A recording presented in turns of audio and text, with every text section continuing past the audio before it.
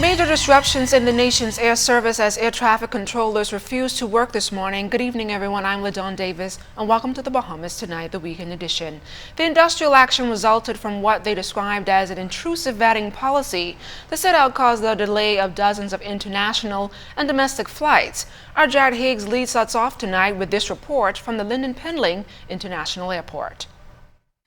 Members of the Bahamas Air Traffic Controllers Union took a stand Saturday morning, refusing to report for duty over a recently implemented international policy requiring them to be searched before accessing the secured airside of the Lynden Pindling International Airport. According to Ministry of Transport and Aviation's Undersecretary Charles Albury, the workers were present for the start of their shift. Well, apparently they showed up at the airport, but they did not go through the screening process, and so they were not allowed access.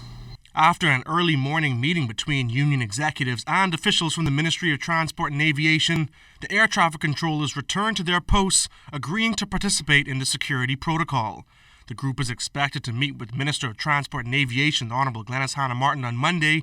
She outlined the reason for the policy's implementation to our news team. Recently, we got a missive communication from the International Civil Aviation Organization in what was unusually, in my experience, this is my second term serving as minister, in unusually strong terms, expressing deep concern about the fact that we were allowing access of air traffic controllers without being screening. Everyone else is being screened.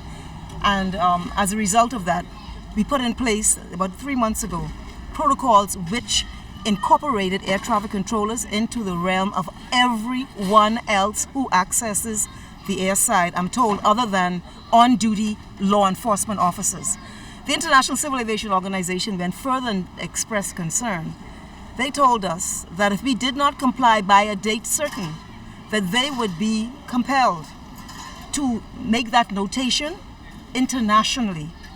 And they pointed out the impact of that would be severely negative to the reputation of the Bahamas, to the economy of the Bahamas. And this weekend, the country got a taste of those economic consequences. As a result of the action, dozens of international, regional, and domestic flights were delayed for more than 2 hours. Minister Hanna-Martin expressed disappointment with the union's action, but says she hopes the matter will be resolved. There's going to be a meeting on Monday to discuss with concerns that they say they have, and we will listen to them. But I want to make it clear that fundamentally we cannot compromise on the principle that has been articulated in the strongest terms by the International Civil Aviation Organization and the Transportation Security Administration. Our economy is dependent on international air traffic. That is what our economy is based on. And so if we get concerns from the regulators globally, including our closest neighbors where most of our aircraft come from, I think that the choice is clear, and I just want to urge the union to be reasonable in this matter. We cannot compromise on it. It is now a cemented principle that all persons who access the airside, other than, I'm advised, on-duty law enforcement officers, will be subject to screening by the airport authority. Jared Higgs, ZNS Network News.